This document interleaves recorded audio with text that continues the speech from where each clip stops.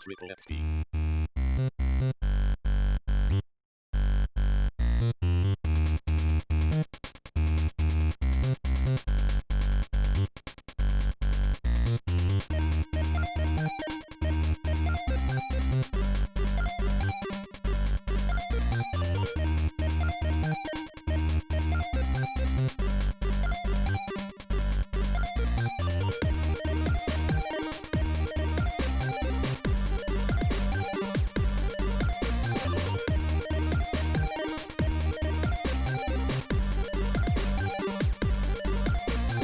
TripleXP. Right, well, I'm ready when you two are. Yeah, Cool. you can start your bullshit YouTube spiel. Start the bullshit. Welcome to Triple XP. I'm Shane, and this is Mike. Hello. And today we're joined by Max. Hello. Just to remind you, you can find us on YouTube, Spotify, and all the other important podcast places. On this week's episode, we delve into the new PlayStation 5 UI. Max gives us his views on Crash Bandicoot 4, and we discuss all things remakes and remasters. But before we get into any of that, who the fuck is Max? Well, me and Shane have been friends for quite a while, since we were wee lads. And We little nippers. wee little nippers. And yeah, in my spare time, I play games. But as a job and also as a hobby, I create 3D artwork and 2D artwork. So yeah, that's a little bit about me. You're forgetting the most important part, Max. I create memes as well. You create meme. You're head meme creator and graphic designer for TripleXP. Yes, I created the logo. But yeah, I should have my Photoshop license revoked, to be honest, with some of the memes that I create. Yeah, you definitely should. Some of the travesties. You've not created any Triple XP memes yet. I feel like this needs to happen sooner rather than later. Triple XP shit posting. R/. Isn't that why we have an Instagram? Just to put shit posts on. That's all it's currently full of. Yeah. Just shit edits that I've added. We need some pro level memes. Shane's the apprentice, I'm the master. It's absolute fact. But yeah, as Max said, we've known each other for a long time. I think I'd say probably all of our lives, actually. I think we were friends from like the age of about 6. So yeah, pretty much all our lives. I've seen the photos. I've seen the Yeah, very, very long time. But young obviously Shane with that, and we've played a lot of games together. age 7 Max with still got a beard, like still full beard. Yeah. Max, just age 7. Born with it. Didn't have a full head of hair, just had a full face of hair instead. Yeah, definitely. That was you. I mean, I remember one of my oldest memories of Max is that we used to go to beavers together. You know, like the very low level of like scouts. The earliest scout you can be when you were a beaver. So that was us. Beaver bros. Eating donuts off of a piece of string like hanging from the ceiling. Beavers was weird. Yeah, beavers was weird. Is that not But the anyway, board game Donuts? Yeah. But with actual donuts. Actual donuts.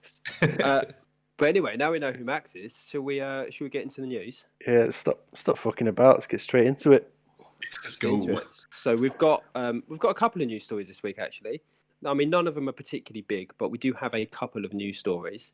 Well, let's not start with the big one. Let's save that until last. So if we work a little bit backwards, the first news story, which is one that's literally just come to our attention, is a little sneak bit of information around the Bethesda deal that recently occurred with Microsoft.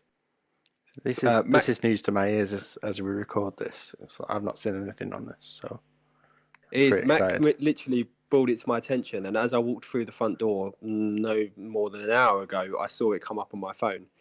So essentially, Phil Spencer has been recently involved in an interview with Kotaku, and during that interview, he made some interesting comments, which has made people speculate that the Elder Scrolls series may no longer be coming to PS5. The comments that he made are he was asked, is it possible to recoup a 7.5 billion investment if you don't sell Elder Scrolls 6 on the PlayStation? To which he replied very quickly with yes.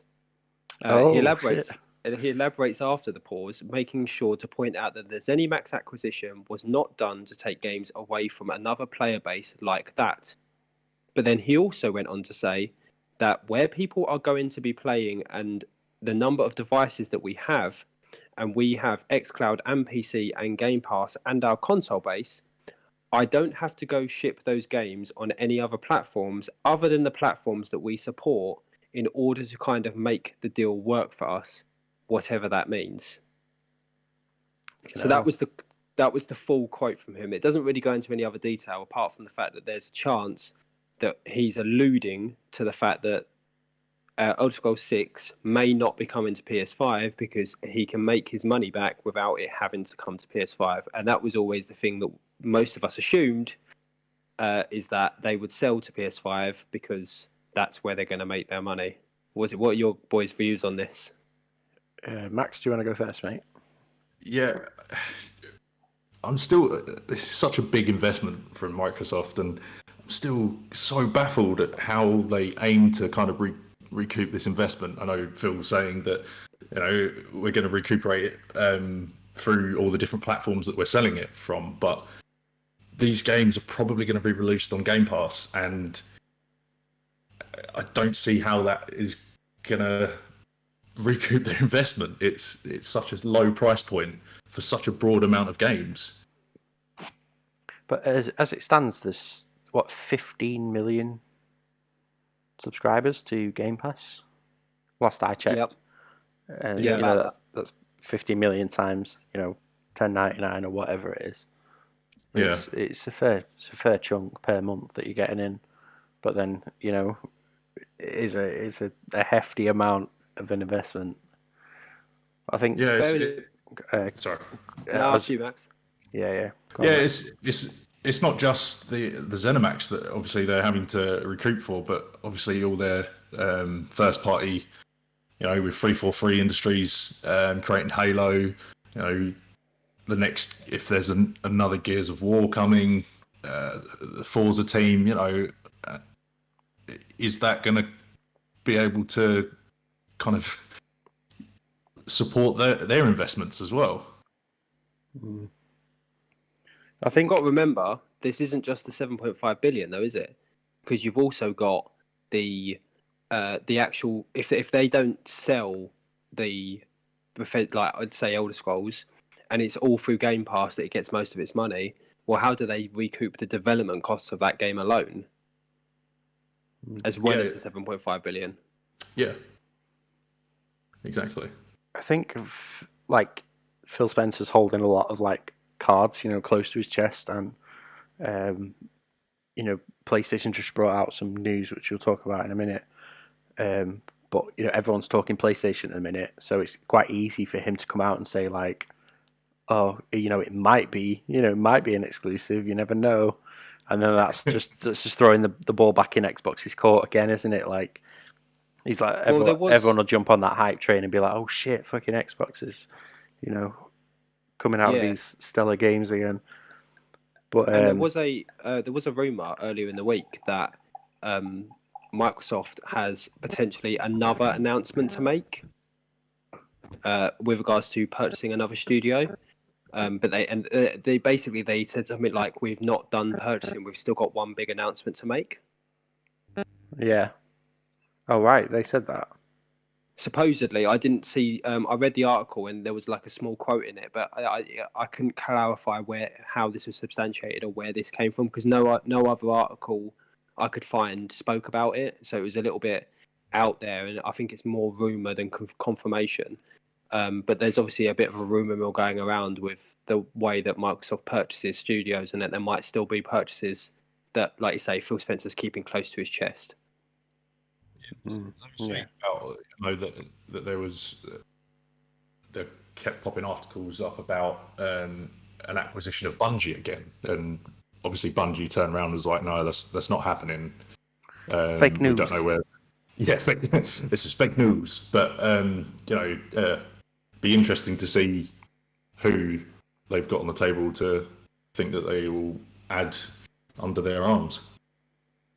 But I Yeah, think it'd be very interesting. I think it's if it forces like into like this weird kind of like buying war where like PlayStation's forced to buy X studio, Y studio, while Microsoft is buying up all the studios, like it's just gonna go back to that like old Sega versus like Nintendo console war. It's just gonna like repeat itself.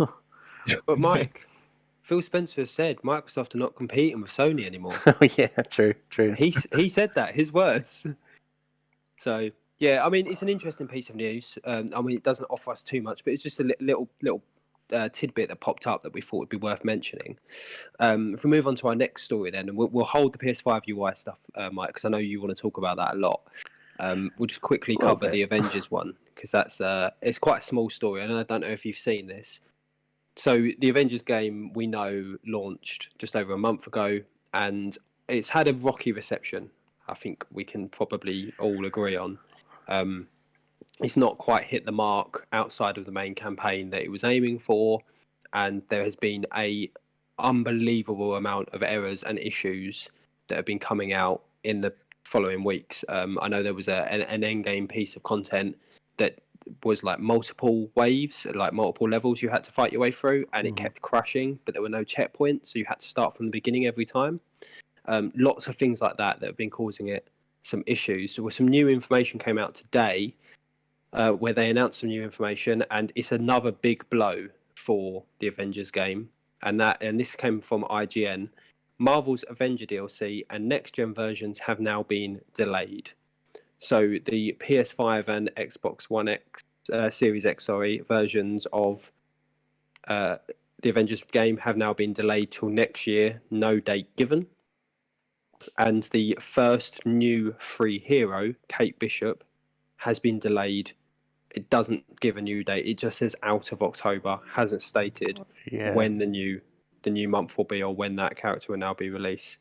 So this is a big knock for a game that struggled out of the door, really, to now have to delay some of its content.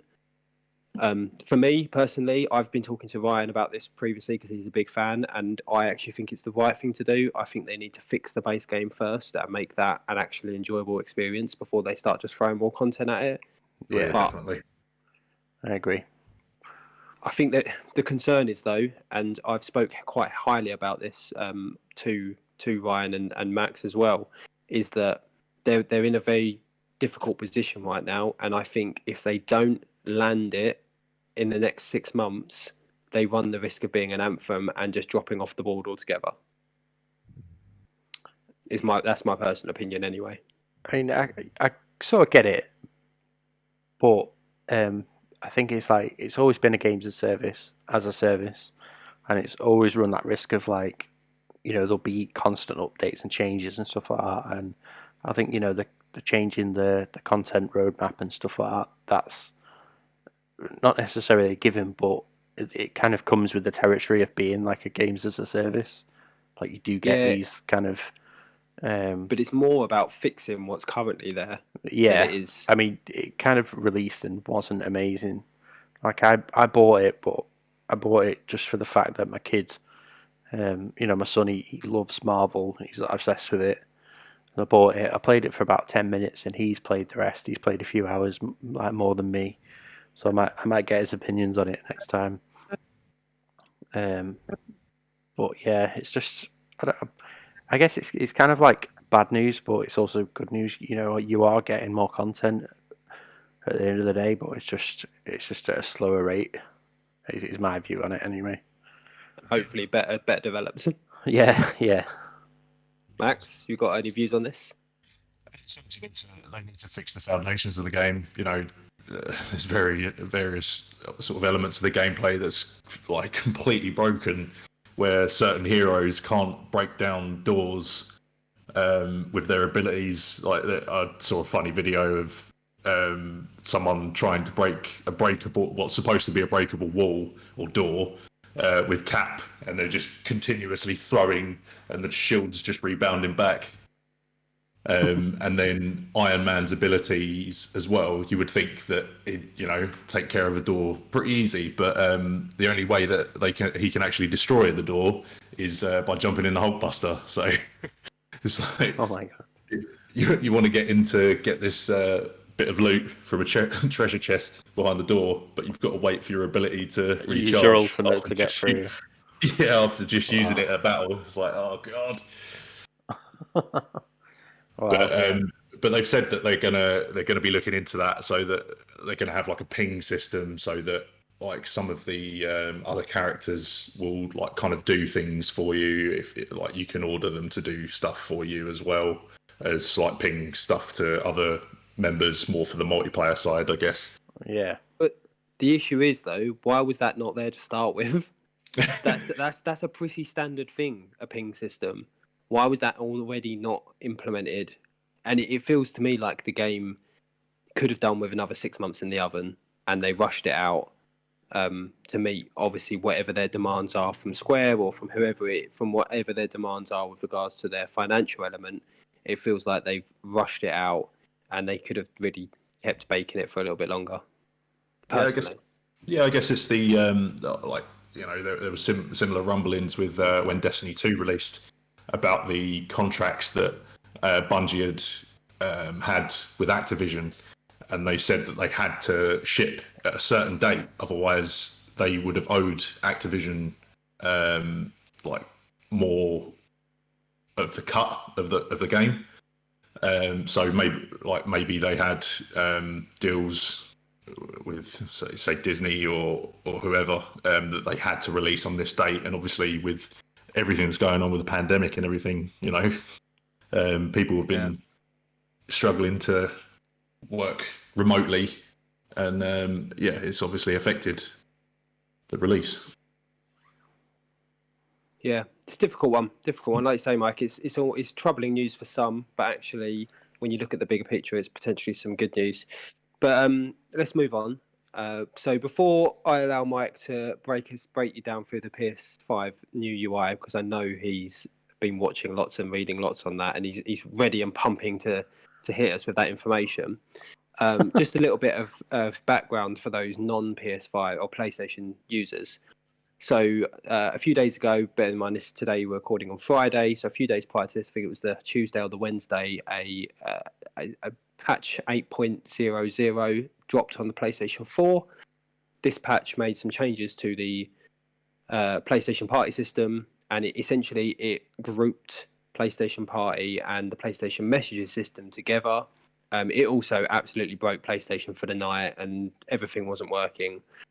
They've added some little symbols to tell whether you're on PS4 that are gonna, and all of this stuff kind of came in, and it all links with what's going to be happening on the PS5.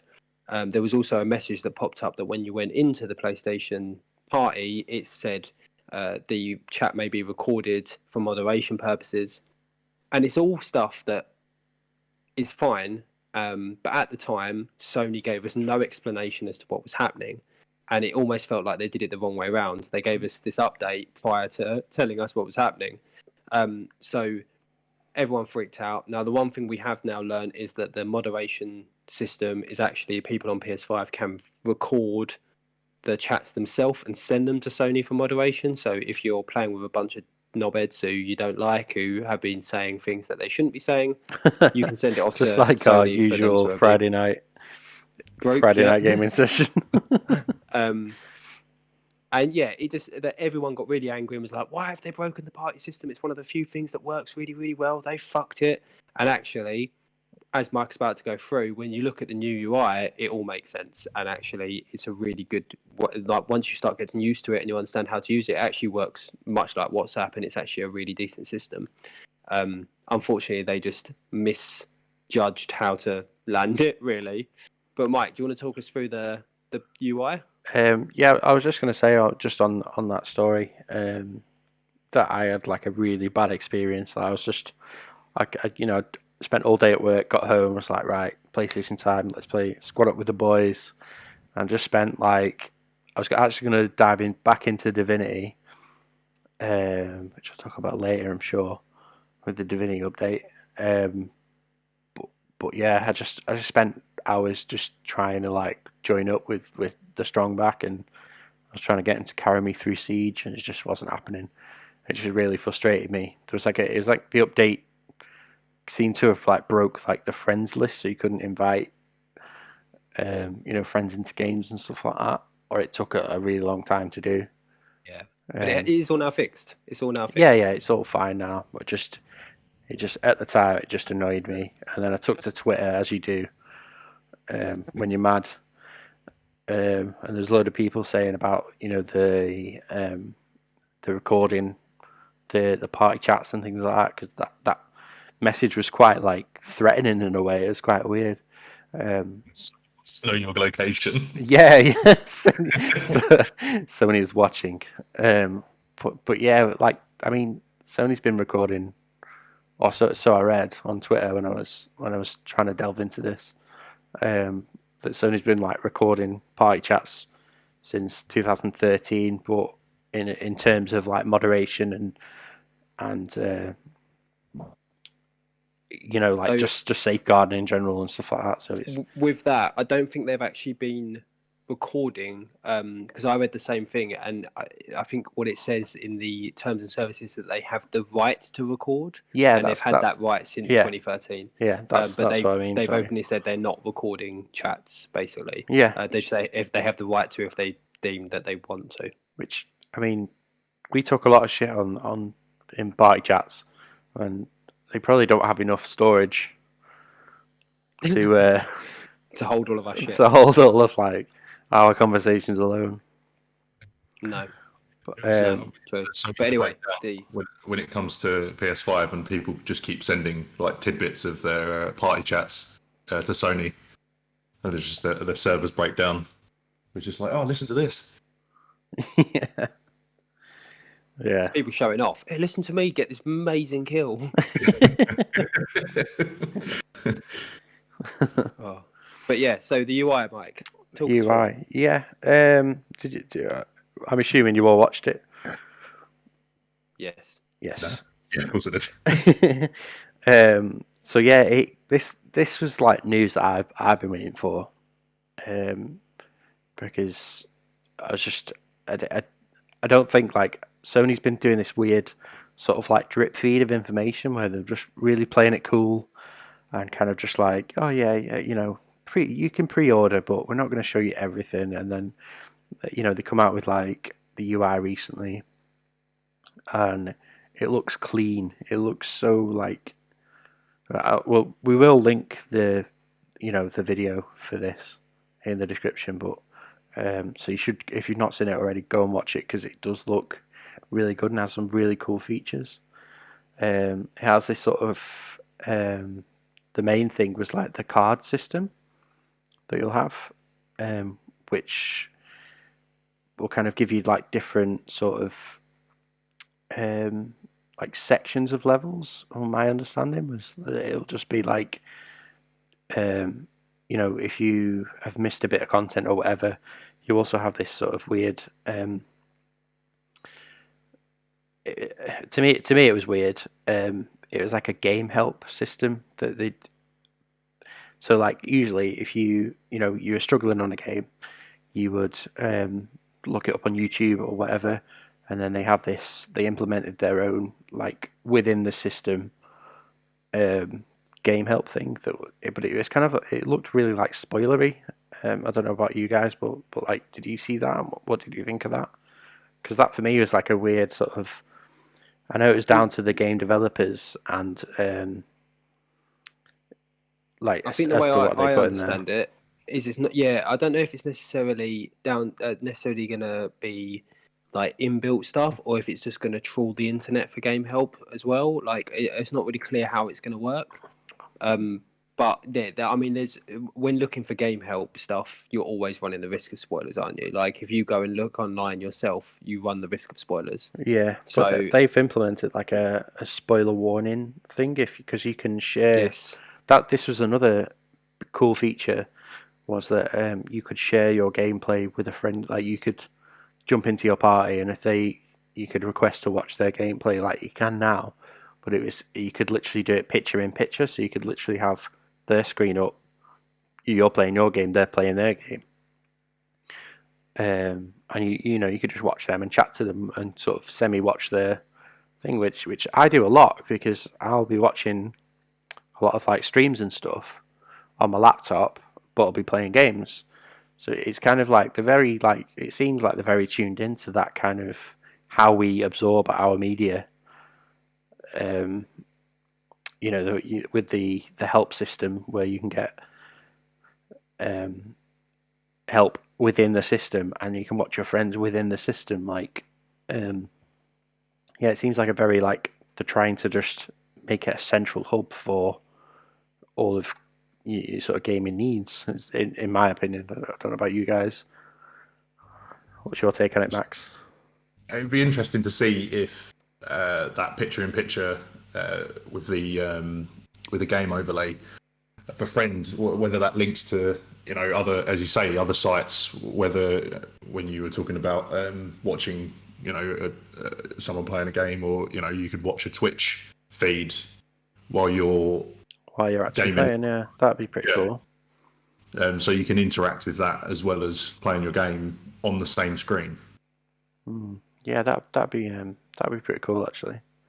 But that would be interesting. Yeah, the other thing was, could you play the same game and be in the same game and watch your friend's screen and have kind of like a future soldier like view of your your friend, like your team, rainbow, but you can see your mate's rainbow screen and your rainbow screen. I mean, that essentially would change the entire game of Rainbow Six.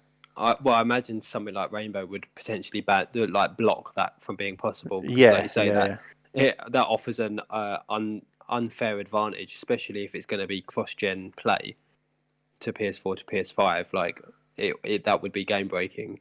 But it does offer I was talking to Aaron yesterday about this.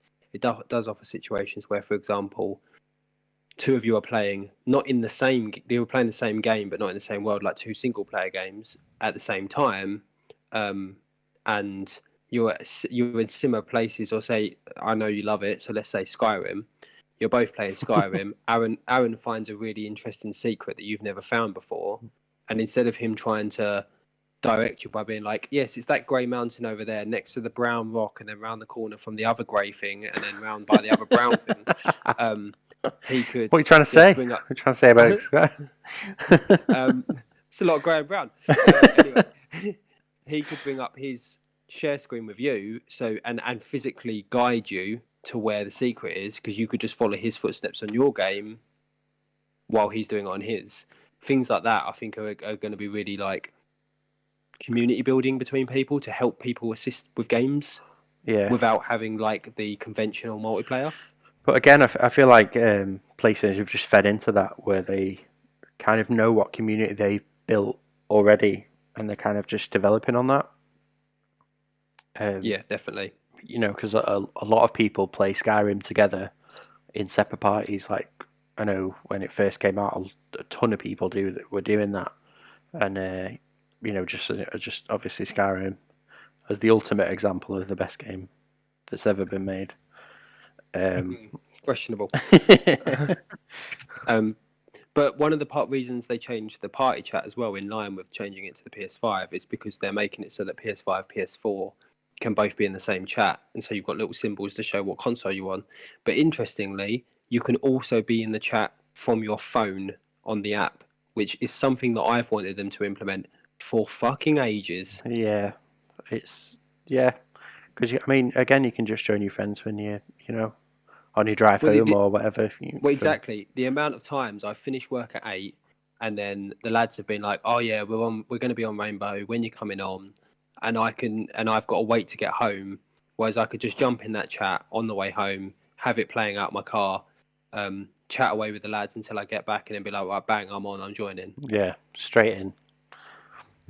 But I think it's good for the PlayStation community, and definitely think this UI is very community centric.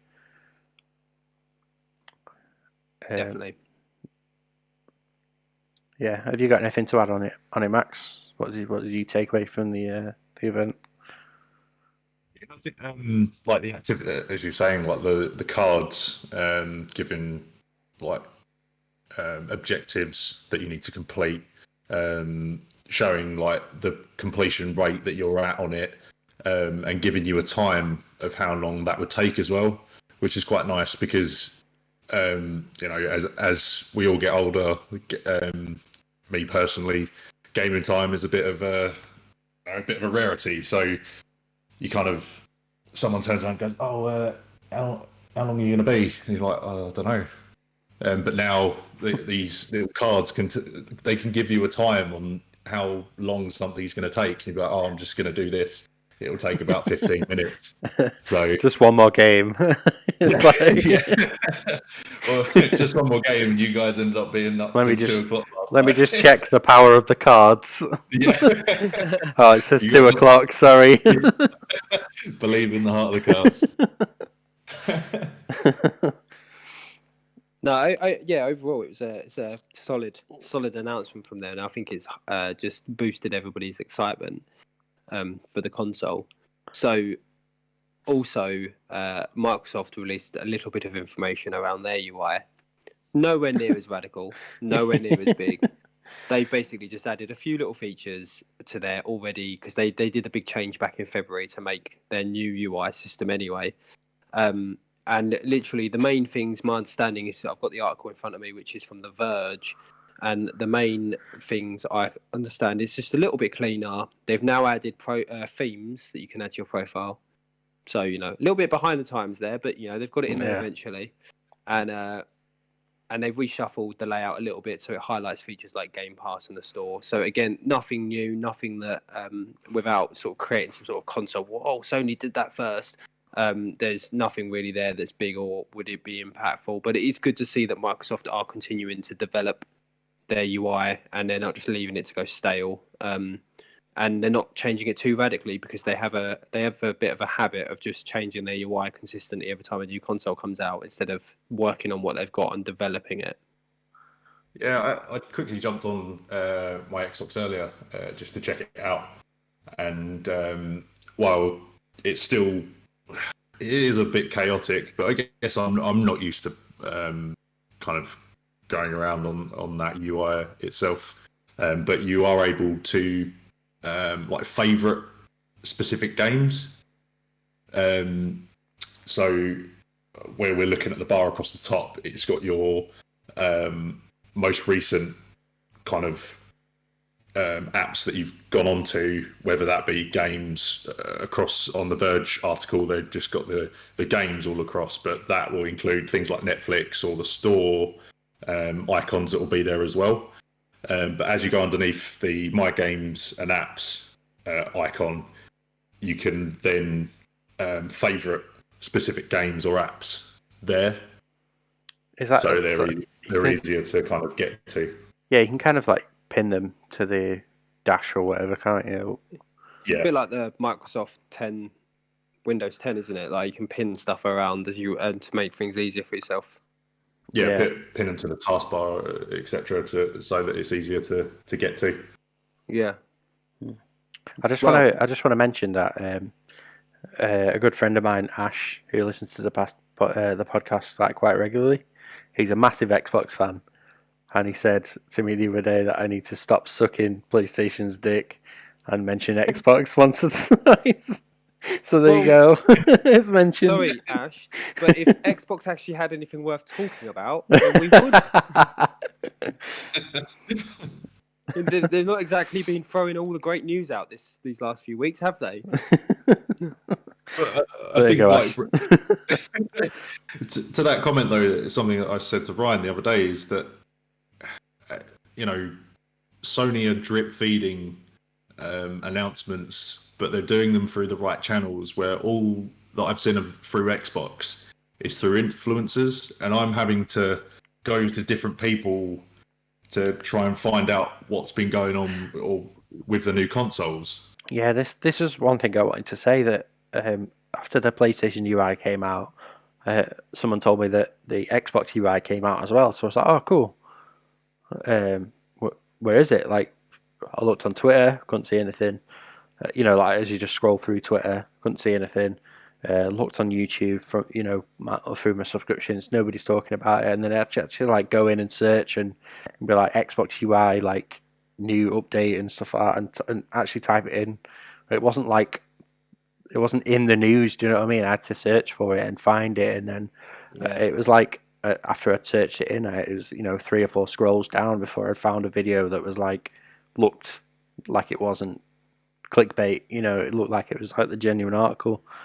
Because Alana had posted, Alana Pierce had posted a video on YouTube. I think it was like Tuesday and Wednesday, and she was looking at the kind of UI features, but also like the quick resume features as well, which was really interesting. But as you say, it didn't come up in any of my news feeds. It was something that because I was a follower of Alana, that I was able to see it. That's it. If you don't know who Alana Pierce is, then you missed that bit of news or whatever. So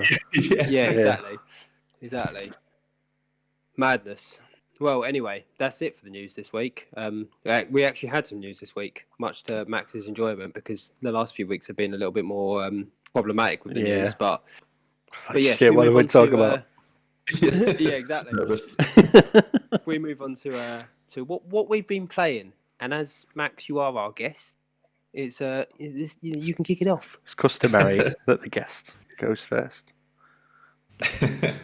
Well, I don't know about everyone else, but in this lockdown period, I've put on a few extra pounds. What do you mean in lockdown? You put those on before lockdown. Shut up, Shane.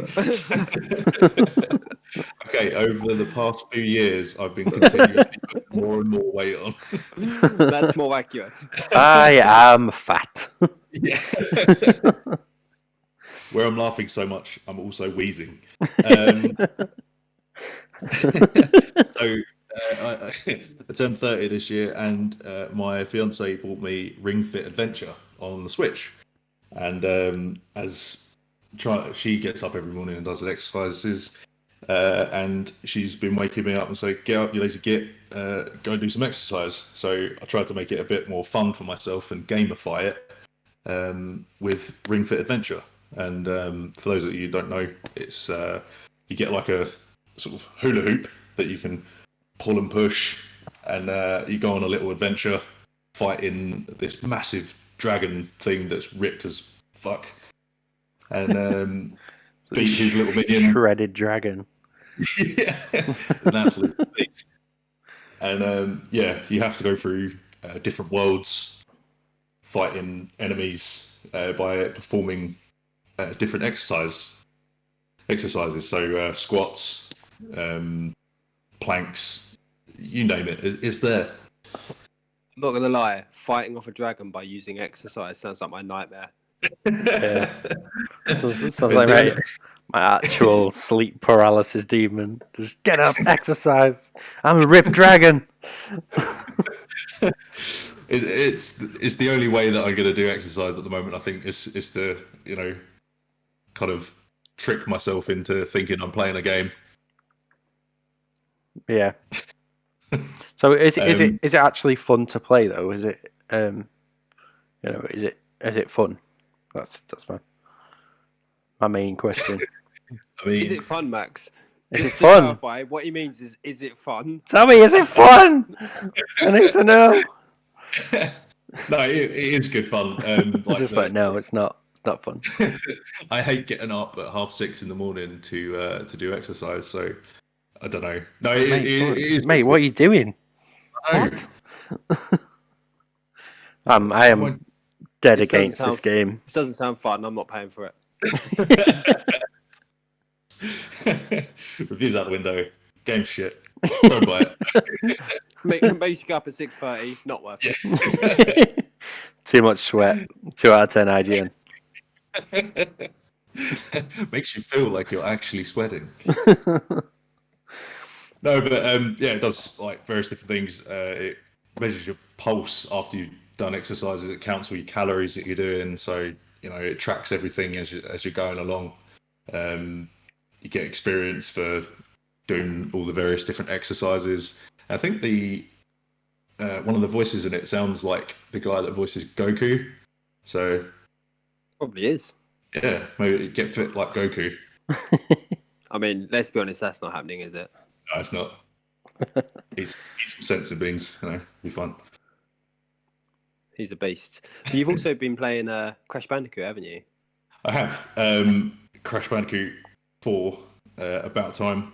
It's about time, and yeah, it's really really good. Once you get past the policy pages at the beginning, Do a lot. Yeah, it's a lot. I think I've sold my soul to Activision now. Before playing this game, read this novel. It's basically it. It is like reading the Lord of the Rings books. Holy shit. One after the other. It's insane, and this being a kids game as well, God knows what they've signed up for. Well, Yeah. I've got one important question before you continue your review, and it will be whether I have any interest in this game or not. Okay. Is it easier than the previous Crash Bandicoot game?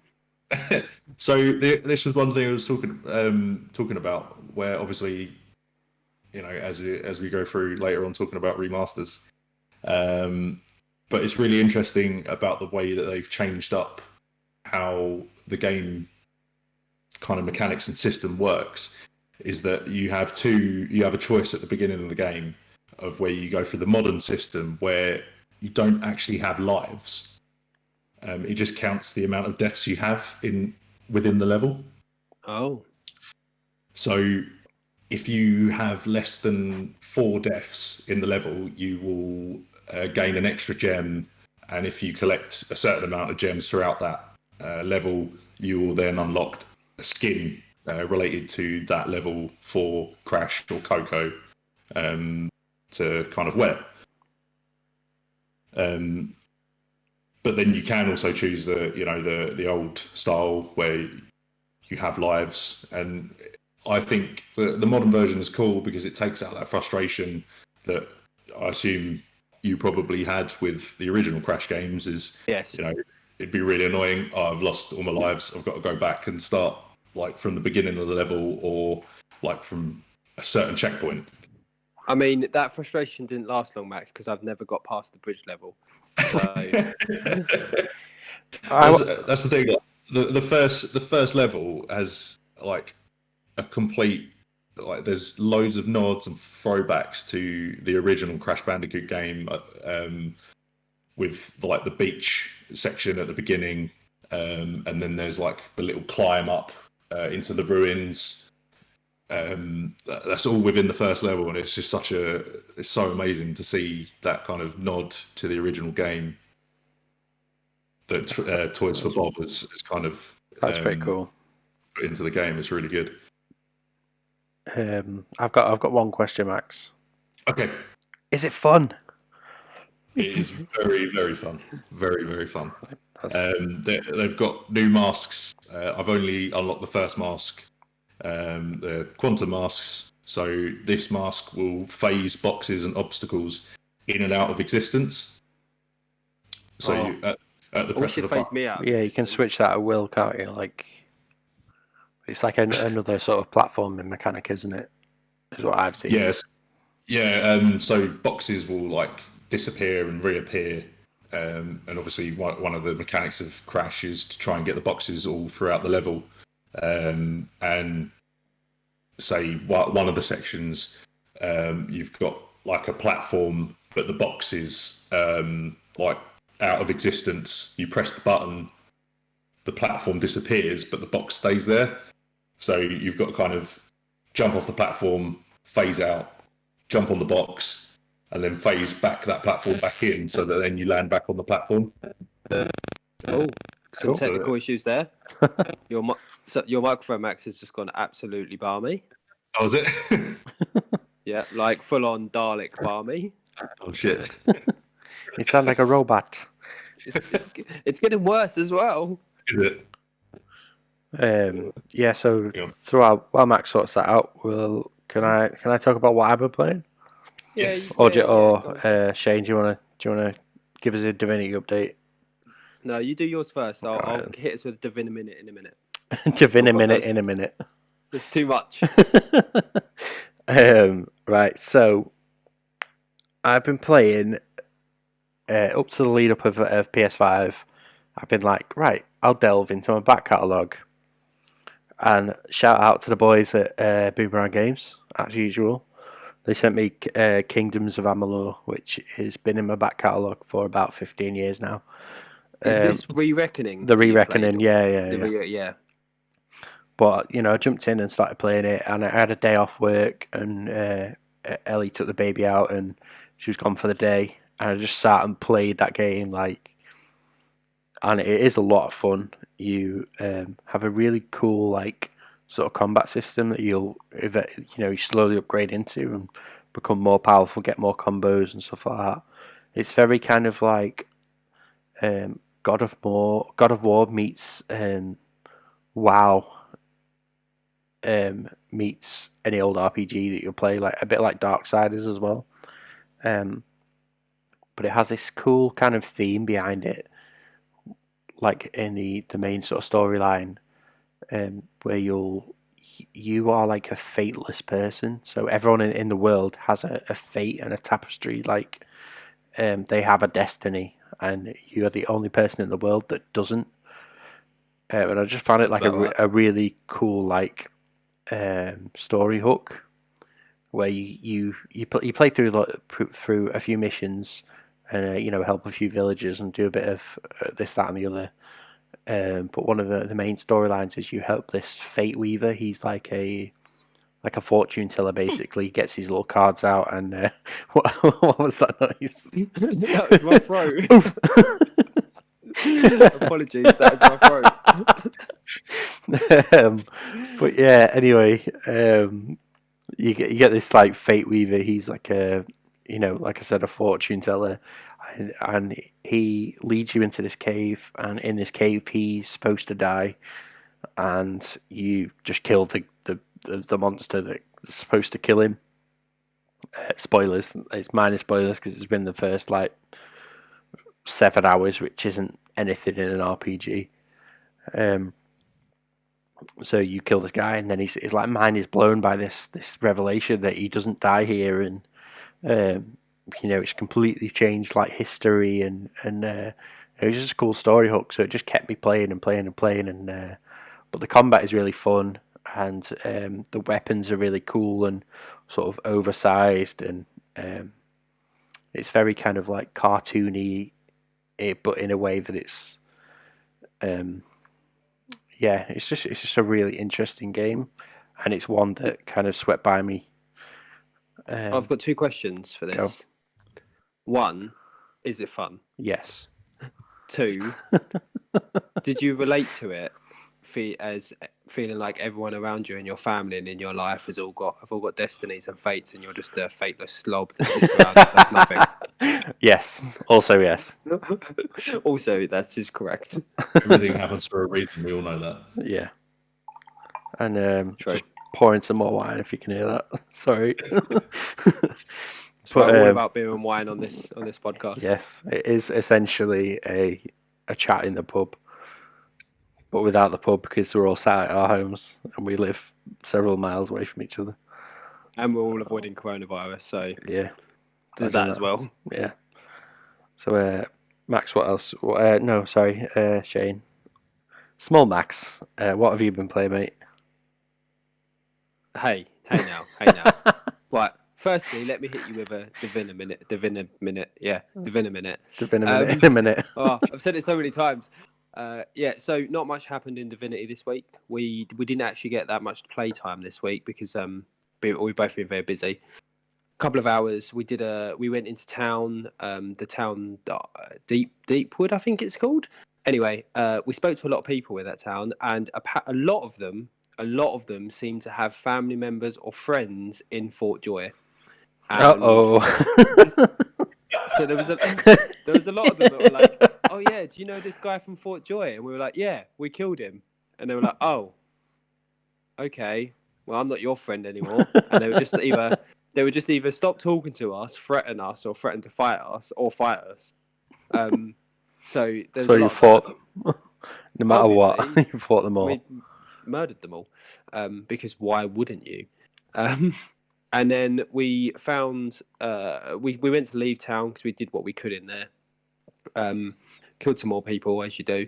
And then we found this guy who's like, "Oh, I've lost my lover's ring." So you get the ring back for him. And we were like, "Where the fuck's he gone?" And he's ran off up this hill. So we followed him up there. We got attacked by some people. We killed all of them. And then I was like, I started talking to him, and he was like, "If you're not going to give me my ring back, then just leave me alone." So obviously I murdered him. And that was where we ended it. So obviously, everyone died. Obviously. So yeah, not much development this week. It was very much like town-based chatting and less murder. You're going to run into someone. They're going to write this into your specific playthrough, and it's going to be Inigo Montoya, and he's like, "You killed my father. Prepare to die." I hope that happens. I hope that the more people you kill, the higher chance you've got of meeting a child that's like, "Prepare to die. You killed my family." But outside of that, again, I mean, as I say, I've been working a lot this week, so I haven't had a chance to play much. But I have dabbled in NHL 21. So NHL 21 actually releases today, the day of recording, on the Friday. But EA Access had, or Play, whatever it's called now, they had it's called Play, isn't it? They had a 10-hour preview demo, so you can play 10 hours of the full game in a demo format. And I am really enjoying it. And it's probably one of the few times we're going to talk about a sports game on this podcast. But yeah, I'm really enjoying it. I've got no opinion here, so. No, I mean, I know Max does. Me and Max have both been playing the NHL games pretty much every single year for the last at least 5 years, maybe closer to, I think, probably 10. I think it's 9. I think the first NHL game that I got was NHL 11. So it's been a long time, and we've become those people that buy them year in, year out, even though there's no real update. Every single year, people. EA takes my money. It's like they've got a direct debit. It's literally.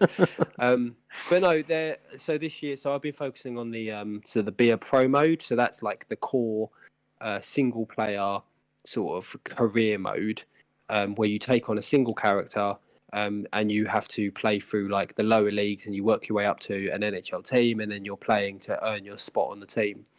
And I mean, mechanically the game is a little bit smoother and everything's a little bit nicer, but they've made some real improvements in the way that the Be a Pro mode works. So you now have to manage like interviews and your brand awareness, as well as your team likability and your management likability. It's still not quite where 2K have NBA, for example, but it's definitely on the right track, and I've been having a lot of fun with it. I've been really enjoying it. And I know Max has dabbled in it a little bit as well, and he's enjoyed a lot of what he's played, and he doesn't trip people up as much anymore. Yeah, it plays a lot better than last year. I'm not taking too many penalties or tripping people up all the time every time someone goes past me. So yeah, it's nice. It's good improvement. It's just my takeaway. It's one of those games. If you enjoy hockey, you will enjoy this game. Yeah, pretty much. Is it much different from NHL 20? No. Not at all. No, it's not. Right. No, it's not. So, moving on. Max, just because you cut out before, just before we move on, did you have any final words you wanted to say on Crash? If you like the previous Crash games, which you probably should because they are amazing, this one feels a lot more modern and it's really good fun. Toys for Bob, obviously, they've done a really good job in lovingly bringing it into a modern era. So, yeah, I definitely recommend it. There we go. Max's recommendation. Go and buy it now. Buy it been now. said. No. It's been Sell. Is it fun? Is it fun? So moving on to talking about Crash, this is a prime game to take us on to our next segment. So this week we're Just before we do move on, can I mention a quick, like we've all been playing Siege, we've all jumped back in there, right? we have Yeah. I want to bring this 2 up. feet. I want to officially bring this up that I played that game. Are you calling them out? Oh yeah, I'm calling him out, mate. So I've been playing this game for quite a few years, and then I dropped out of it after I think it was like Operation Health in Rainbow Six Siege. I don't know if you're a fan of it or played it or whatever. It's a tactical shooter, multiplayer, 5v5, very intense shooter. Gets real heated, Right. and it got real heated this weekend, didn't it? or this week, sorry.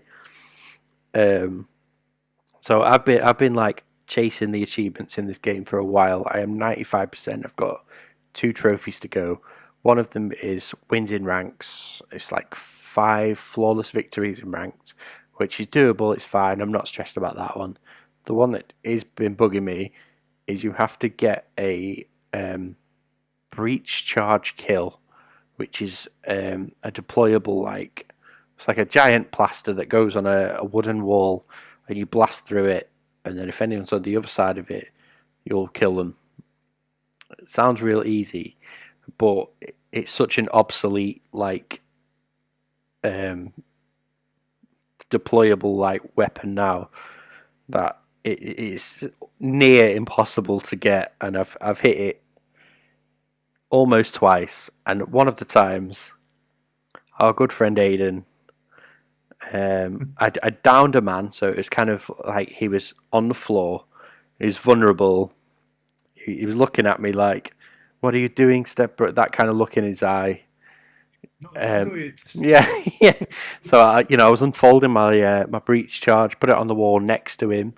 I was ready to kill him, and then our good friend Aiden, such a good friend, decided to just kill the guy on the floor, just to get an easy kill.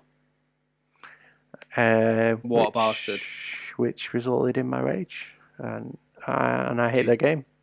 And GG easy, yeah, GG easy. Thanks, Aiden. You fucking prick. Calling you out. No, but Aiden.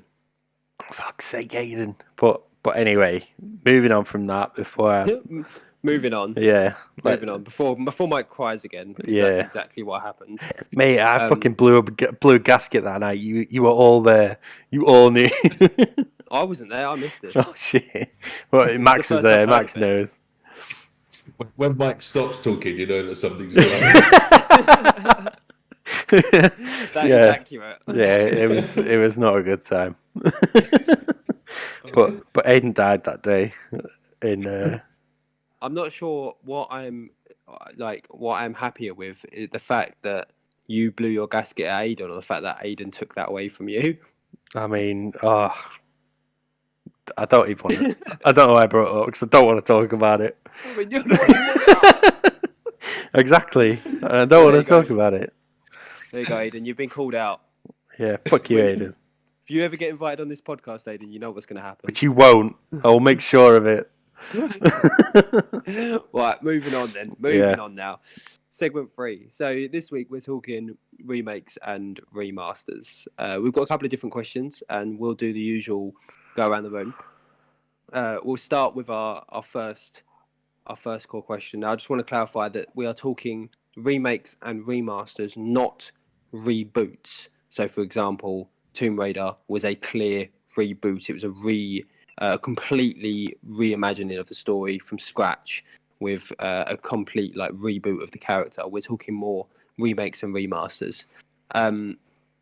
So, Max, starting with you then, what is your favourite remake or remaster?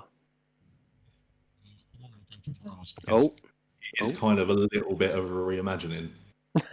Yeah, no, I read this though, and I don't think it's because it still covers the core of the original game. So I think it's still enough of a remake to be classed as a remake and less of a reboot. It's shaped like I'll allow. I just want to say that me and Ryan had last night when we stayed up to 2 o'clock playing Siege, still trying to get that breach charge kill. Thanks a lot, Aiden. But yeah, we had this big discussion about what's the difference between remakes, remasters, reimaginings, and all that, and like we kind of disagreed. Like I don't think it matters. I think it all comes under the umbrella of a remaster.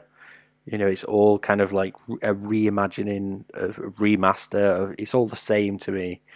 Of this kind of this new format that's coming out, it's becoming quite popular. Where it's an old game concept and they're bringing it into the modern era.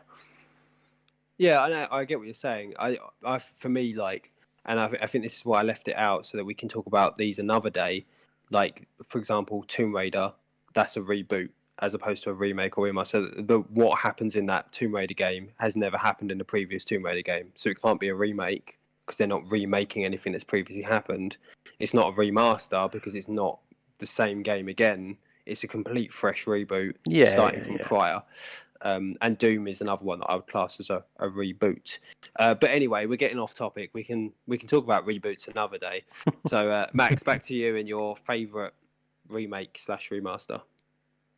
Yeah, so I think mine would be Sonic Mania. I think the guys that worked on that, Tyson Hess, Christian Whitehead, Tyson worked on this the mess that was the Sonic movie, Sonic design that we all saw in the original trailer. That's pretty gross. Makes me want to vomit still. But yeah, he got brought in into the movie to sort that mess out. But the title screen at the beginning, which is kind of a homage to the Sonic CD opening, which is amazing. And it just completely fits in that same sort of universe. And then Christian Whitehead, who has brought some of the Sonic games to the most current hardware, and he did kind of a reimagining of old Sonic levels and brought it to the Sonic team, and they said this is amazing. Just with incredible music, refreshing of old levels, but modernising them. It's a really good game, I think. It's been a game that's been sat on my crossbar in the place. It's been installed for a while, but I've never actually jumped into it. But it's good. Was it a Plus? Yeah, I think it was PS Plus. Yeah, Plus I think it was because I've also got it downloaded and I've played the first 3 missions and then I stopped playing because I remembered I'm not very good at Sonic and it makes me angry. Yeah, because I bought it on Switch and then it came out on PS Plus as well, and I was like, sweet, play it on two consoles. Guess I'll play it again. While ignoring the rest of my back catalogue. If you speak to me about the back catalogue, man. I definitely think that Sonic Mania definitely like you say push the boundaries of what a reimagining of the remaster was, and really push the envelope to say look, let's change things up. But because they've managed to almost modernize a 2D side scroller. When was the first Sonic game? Late 80s, early 90s? 91 was Sonic, the original Sonic 91, game. yeah. They managed to take a game from 91 and ultimately use the same format but push it to a modern day audience and modernize some of it and really sort of develop it into a way that it fits into today's gaming market. Yeah, but it's madness. They just took the best bits of Sonic, really, like the special stages where you're chasing for the Chaos Emeralds. Kind of reminds me of the Sonic Rush game on DS, and then when you hit the checkpoint and you have to go get the blue balls. Hey. get blue balls and the rings all around it was like an isometric level, which was really cool. Yeah. They bringing those different elements back into the game, especially like with the way that the Sonic games they've been going for the past couple of years. Like, I'm still triggered by Sonic 06. Like, it's like, what a travesty. Isn't your favourite one Sonic the Werehog? I don't know which one's worse because like the weird kiss with the human girl in Sonic 06 just Oh God, yeah. That's awful. I mean, absolute Sonic- nightmare fuel. I mean, Sonic. some people may be into that, Yeah, It's true. It's not for me. and that's okay. What was it called? Fucking Sonic Deviant Art. That was the best one. Sonic Heroes. Sonic Forces. Sonic Heroes was Sonic Heroes with the title theme was amazing. I mean, it was also awful It was in really every bad. way. It was a terrible game. I played the PS2 port and it was really broken. Yeah, it's awful. But Mike, let's move on to yours because I was just going to be bitching about Sonic all night. I just wanted to add that the Sonic fandom is like a super powerful force on the internet. Oh, it's the best fandom ever. Yeah, I mean, if you just Google Sonic fandom, then you will come with some amazing artwork. you just image search.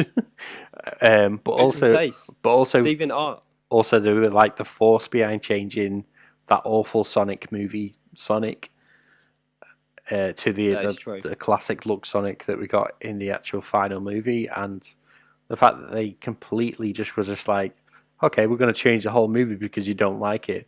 Like, that's a weirdly like strange, powerful thing, and I just think that's like noteworthy.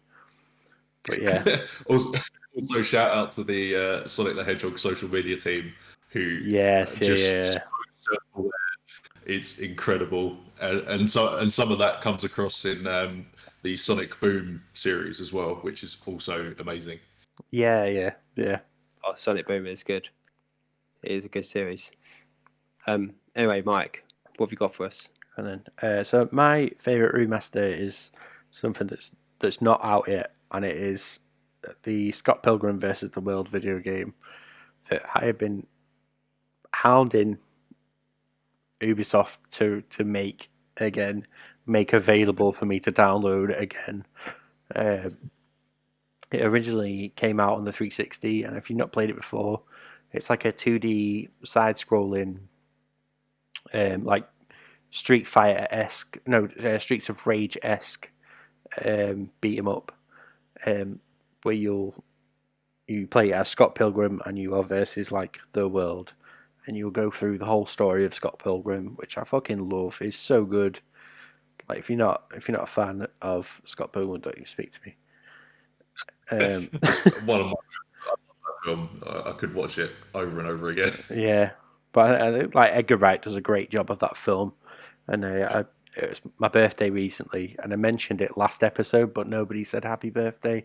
Just want to point that out. I ignored it on purpose.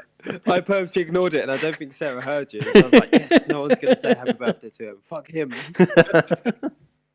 But I got the Scott Pilgrim comic series, which I've been after for a while, because Ellie was like, what do you want for your birthday? I was like, oh, nothing, don't worry about it.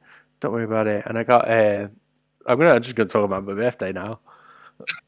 This is why I didn't say anything last week. This is why I ignored you. Well, it's a great day because I got the Scott Pilgrim comic series, which I've been really enjoying reading through. And I got a bonsai tree. Shout out to Cobra Kai, Never Die. Yes. There we go. Welcome to the Bonsai Club. Yeah.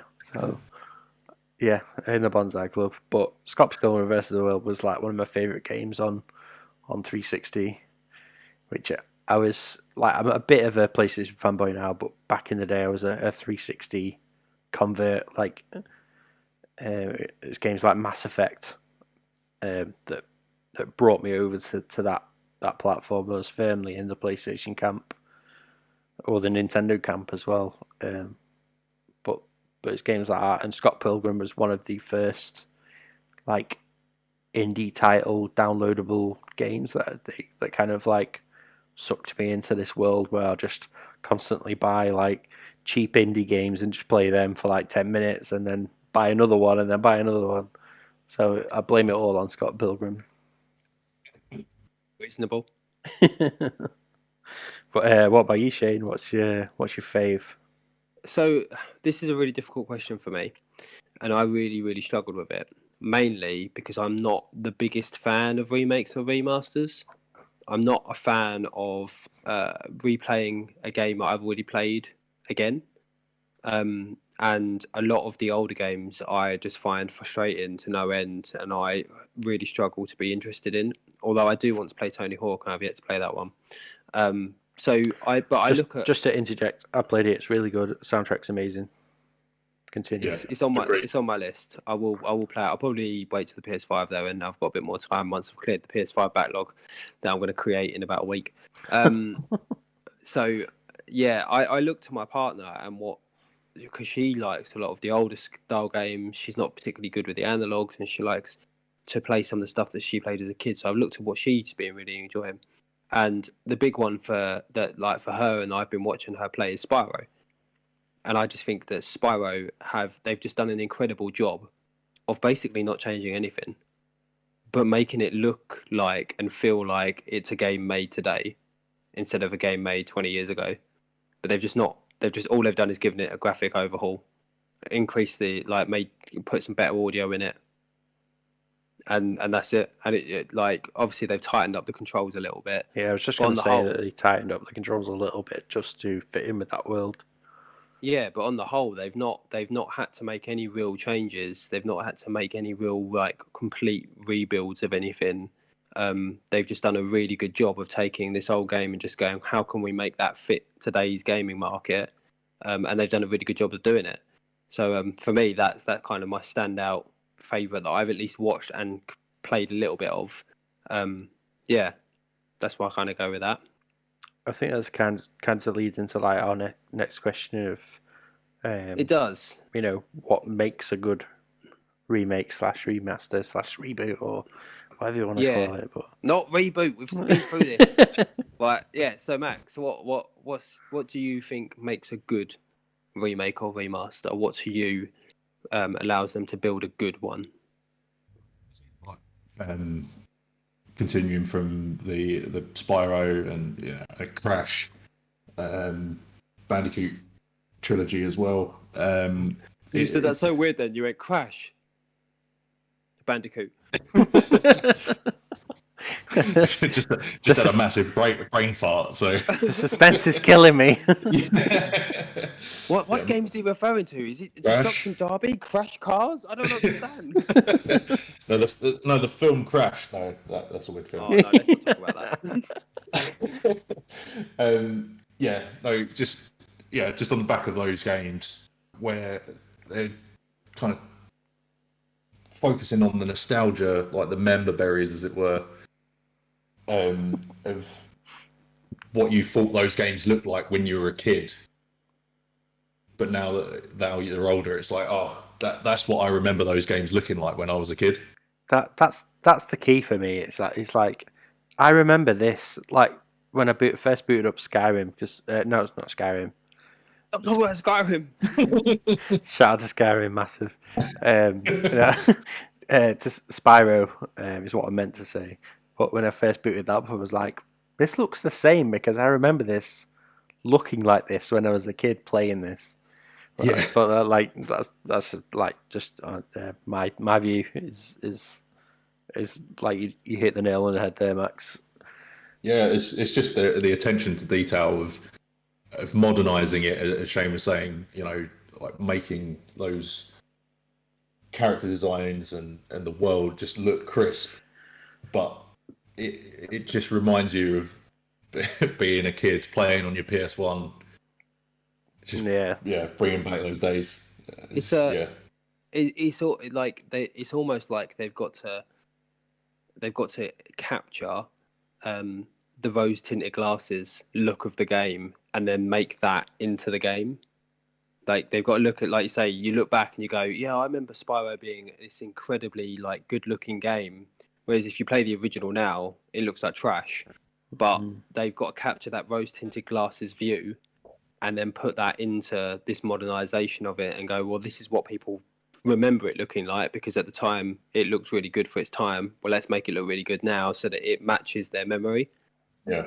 Yeah, I mean that's the key, isn't it? It's like making it as fun as you remember, which is, in my opinion, like the hardest thing to do, because like if you're like from a game developer point of view, like you're trying to like encapsulate that thing that's already happened, and it's like it's trying to make a memory again, but new and shiny, and like shout out to fucking Toys for Bob and Blue Point Games that have just been killing it with the remasters.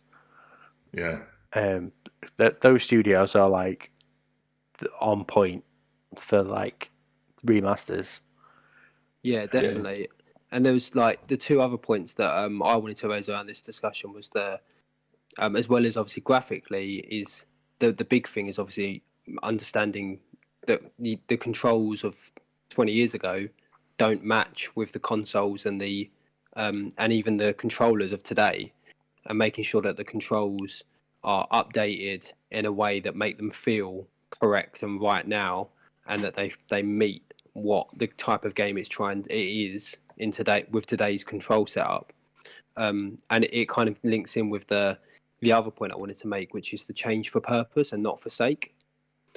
So I know a lot of people absolutely love this game, and I think Max has got a very similar view to me on it. Final Fantasy VII, for example, their most recent remake, which I looks fantastic, plays really well, but there are a lot of elements to it that to me feels like it's a change for the sake of a change and not the change for any real purpose. And when it's a change for the sake of just adding a change in and there's no real reason for it, it feels unnecessary and almost breaks, in my opinion, just adds extra filler that the game doesn't need, as opposed to a change for a purpose, like changing your controls to meet modern day views, or changing the graphics, or even just if there's something that doesn't fit in with society, for example, a joke or a comment that was within the game 20 years ago that was acceptable then that now isn't. Like, a change for a purpose makes sense as a change for the sake of changing. Yeah, there was too much filler in Final Fantasy VII, which was a real shame, because it played so well, but yeah, Final Fantasy for me was a real weird one. I really enjoyed it, and I just hit a certain point where I was just like, is this what I want? It was like a weird break. I was like, that bit what I want from life. That bit in Toy Story where like he looks at Woody and he's like, I don't want to play with you anymore, and then just drops him on the floor. It was exactly like that. I was just like, yeah, I get what they've done, and they did a great job of like making it more involved in the cinematics and stuff like that, and it's a good story, and it's a great like narrative and stuff like that, and a lot of people love it, and especially the fans of the original, which I wasn't. I will admit that like I played Final Fantasy up to a certain point, and then I just kind of faded off and just got bored. Yeah, I was a fan of the original, and I still got frustrated with it. But yeah, it's kind of one of those things, isn't it? It's just down to personal view, and it's whether it tickles that little nostalgia bone for you or not. Yeah, definitely. And it didn't for me, and I fell out of it, and I got bored, and one person that I do think of is Juice, because he's very like, you didn't love it, you're an idiot. He's on like his fourth playthrough or something as well, and he more than that. Adores it. I think he's speedrunning it now at this point, but he can speedrun mine if he wants. I haven't got to the end yet. Yeah, same. For me, it lost all urgency towards the end of the game. I was just like, I'm bored now. Yeah, I got like midway through. I'm like 2 or 3 chapters from the end, and I have no interest in going back to it at this point. I think I got chapter maybe 11, 12, something like that. that seems to be the big chapter that a lot of like all three of us hit that chapter, and that was where our momentum went. Oh, Yeah, and it's weird because that's a big chapter for the story. And if you know, if we've all hit that same point, then we're just like, oh, but the thing is, that's a chapter that. So if you played the original one, and I think Max will agree with me on this, that part of the original story, it was obviously substantially shorter, that chunk, but there was a sense of urgency to what you were doing. Whereas that part of the story now, where you're that sort of chapter, without obviously spoiling anything, that sort of chapter in the new one, it just feels like you're just dawdling around doing fuck all for the sake of it. Yeah, it's like the side mission parts where it's like, Oh, the worst. I want to get on with the main story, but I feel like I have to mop up the side missions before I move on, because the way it is, it's like staggered in sort of levels where it's like you're in this area now and you're blocked off from all the other areas you've been to because this is the area, and then if you don't complete the side missions in this area, then you're probably that my view is like, oh, I'll be underleveled when I move on because I've not done all of the side missions, and the side missions that's just it. got really tiresome as I like moved on and on through the various, because they are like in weirdly set stages where it's like this stage, this stage, this stage. They even sort of take note of it where at one point it's like, oh, like we need to do this really urgent thing, but we could also do some side missions, and it's like, yeah, it's like, Where is the urgency? yeah, it's like, But you know, something's really bad's about to happen. And it's like, now I'm just gonna help this person with find their his quests. fucking cat or whatever. Yeah, find a dog or something. Yeah. and It's like, I'm glad it's like a pacing issue, I guess. But it definitely is a pacing issue. yeah, I'm glad we brought up Final Fantasy VII, because that was Final Fantasy VII. If you followed the sort of the Final Fantasies over the years, was one that fans absolutely clamoured for year after year for like 5 years running. They were like, well, we don't. Oh, you're making shit Final Fantasies. Just remake 7. Just remake 7 consistently. yeah. So with that in mind, clearly the remakes that you want don't always quite turn out how you want. Yeah, But with that in mind, just want remake number 10 without the Tidislav or Tidislav. No, just make the whole game. Some people just want to watch the world burn, Max. they do.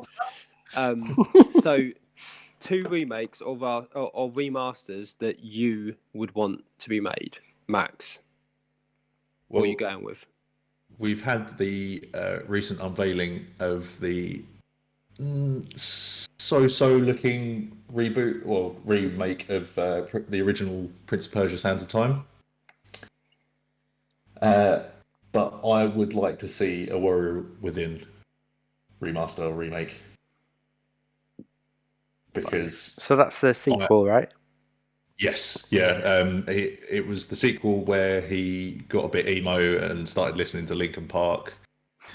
That's why Max liked I mean, it. He was going through his emo phase at that point. We all went through that phase, man. Come on. Yeah, no. But when that game came out, that was like the prime moment of his emo phase.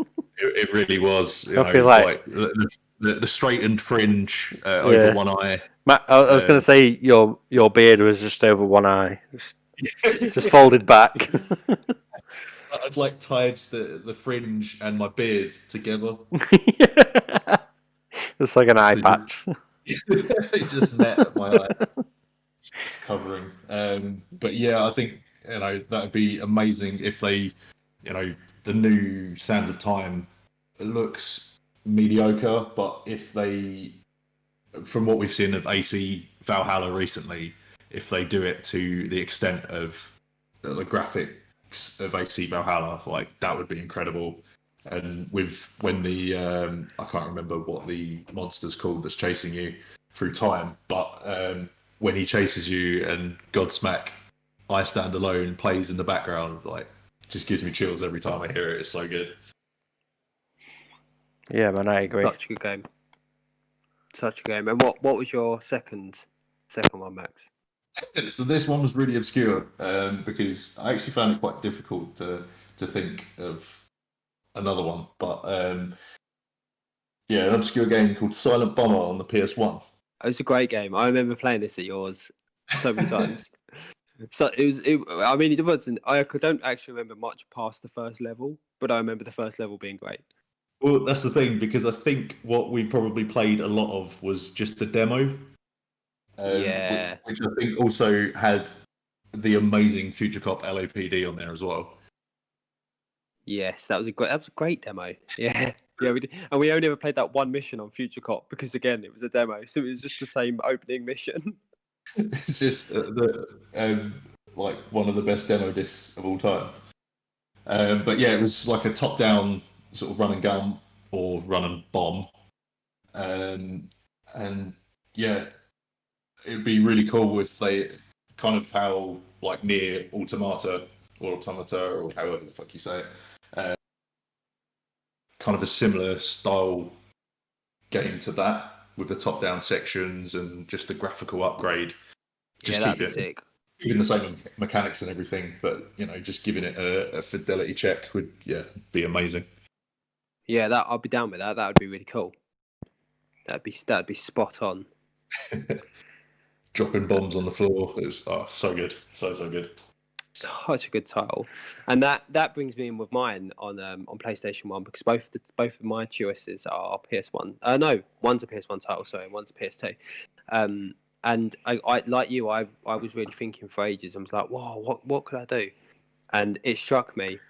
I absolutely adored PlayStation 1, Command and Conquer, Red Alert. We need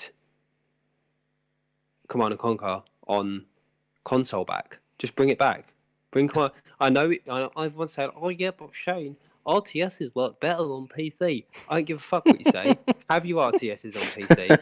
Just let me have Command and Conquer, Red Alert and Red Alert 2 on console with new fancy graphics, and I want to hear Tanya running around with her sexy Russian voice as she runs into enemy bases.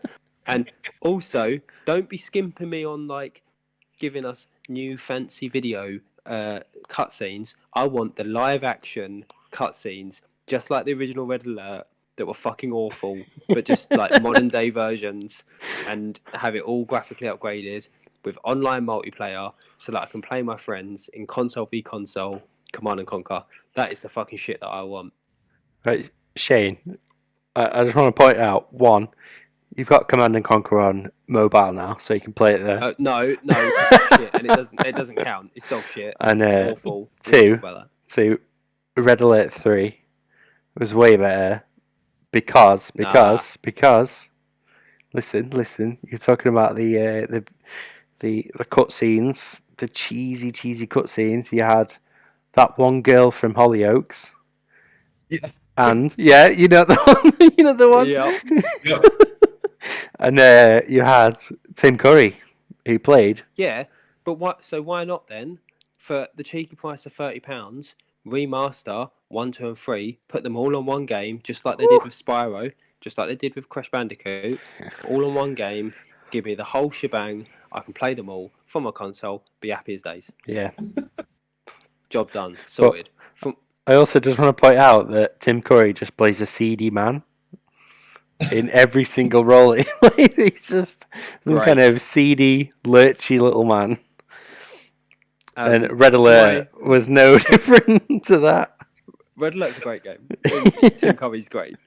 My second choice is Dark Chronicle, or I believe in North America it was called Dark Cloud 2. And this I remember Dark Cloud. I've not played Dark uh, Chronicle though. Oh, it was great. It was it was quite a little sort of fairly unknown RPG-esque dungeon crawler from level 5, and you essentially, the world had been like affected by some sort of catastrophe, and you had to rebuild the world. So it had like this world building mechanic in it where you had to get these like ores and things that you use to put them through this machine to be able to build like whole maps. But you had to go into dungeons to basically dungeon crawl and get the items you needed to be able to rebuild the world. And yeah, it was just fantastically made. It was really enjoyable, and it was a shame that it never sort of really got the the love that it deserved, and I'd love to see it come back because it was great. That's all I have to say on the matter. Yeah, I remember Dark Cloud. The prequel to that was like this cool mix of dungeon crawling, city building, and then it was like a weird element of problem solving, and it was such a good game. So that's exactly what Dark Chronicle was like. It was just, like I say, it was the spiritual successor to Dark Cloud, but in America it actually was called Dark Cloud 2, so it was an actual successor.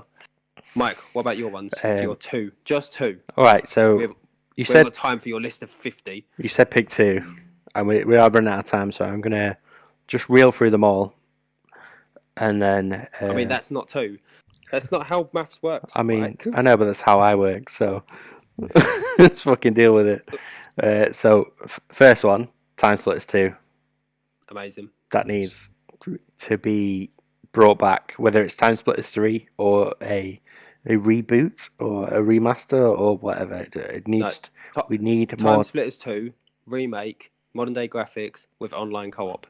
Yes, modern controls. It's very important. Because it was like a GoldenEye clone in the time, but I think with a aim down sight, Call of Duty kind of controls, or like Overwatch level controls.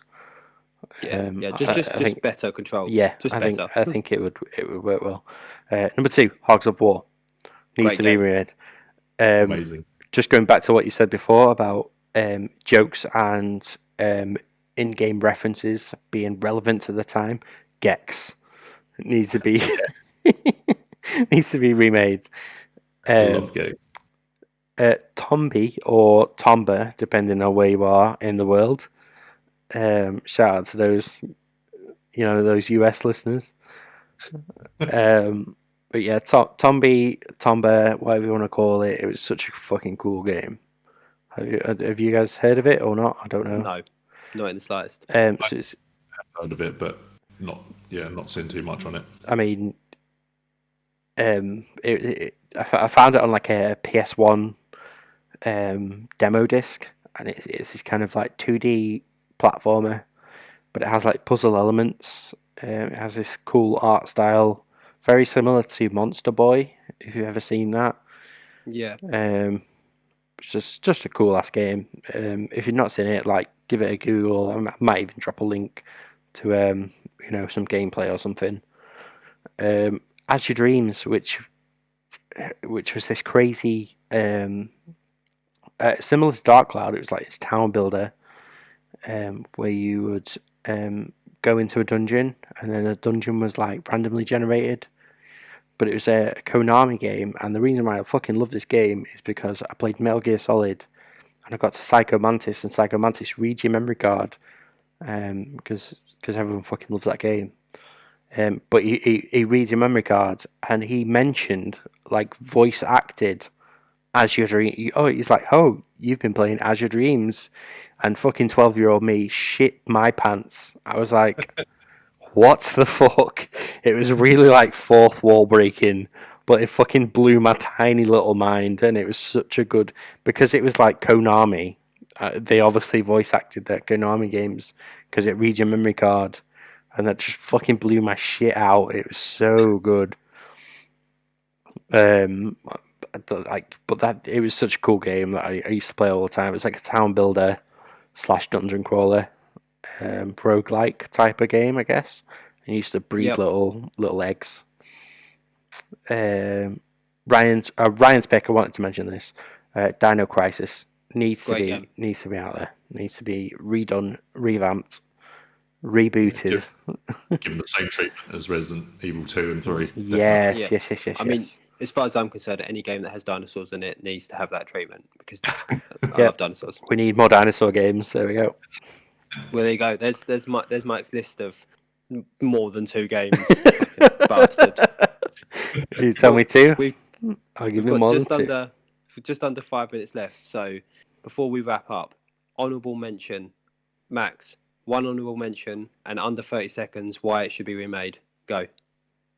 Jedi Power Battles, because when it first came out, I don't know why I even like this game, because it was actually broken as fuck, but I love it. It's so good. You should definitely check it out. I need to check that out. Definitely. You should. Yes, you do. So good. Mike, honourable mention. Right. Under 30 seconds, don't go Okay. Battlefield 4, it's amazing. It needs to be remastered and like revamped into PS5 graphics. Also, Mass Effect trilogy. Oh my god! Needs to be done. You're gonna make me pull my hair out one day. And my one is Die Hard Trilogy. It was like just a ridiculous arcade game. So good. And you had like one top-down view, like run around, one like rail shooter, and one driving game. But it was so much fun. It was awful and it looked like trash, but it was so much fun to play. It's like Time Crisis meets some kind of 3D. It was awful in every Crazy way, but Taxi. It was also amazing. Yeah, so good. Running Such people a over good game. it. And then the windscreen wipers would go with all the blood splattered across the windscreen. So good. And who doesn't love Die Hard? Who doesn't? Right. Nobody but- doesn't love Red Card. We all love but Die Hard. that's because we are running out of time. That Yeah. is Well, you're this running out of episode. time. I mean, yeah, and to be fair, we are pushing just over an hour and a half, and probably shouldn't push it too much longer than that. Yeah. That is this week's episode. Mike, do you want to tie us up with the ending stuff? Yeah, so every Monday you'll get a brand new episode of TripleXP podcast, available in all the good places, mainly YouTube and Spotify. They're our main hitters. But if you listen anywhere else, let us know. Hit us up in the comments and all that shit, all that good shit. But you'll also get a blog every Friday on our WordPress, which we put out on Twitter. And that's the best place to find us because we are quite active on Twitter. We put out all of our shit. We're always on there, basically. It's our main place. Yeah, It's our main also, home. yeah, it's home to us. Twitter is home. But yeah, if you love this episode, if you didn't, subscribe, whatever. Because Subscribe and then let us know how much you didn't like it. yeah, subscribe and then let us know. Because that's how it works. But we do this just because we fucking love it. We don't do it for to make money or anything like that. Yeah. So if you enjoyed it, then let us know. Hit us up in the comments and stuff. Give us some love. Yeah, or just let us know. Give us some feedback in it. Let us know. Yeah. Let us know you're listening. Let us know because Let us know you exist. yeah. Because Is it? you know what, we got 3 absolute heroes in India listening, and we've not heard from you. So let us know. Let us know, boys. Max, have you got anything you want to sign off with? Some final thoughts, Max. Shout out to my main men or women from India. But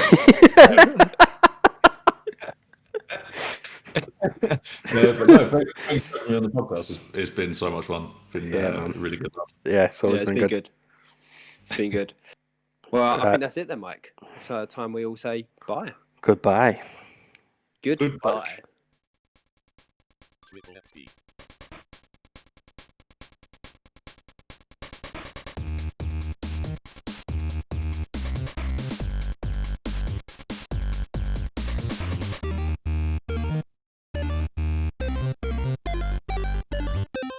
TripleXP.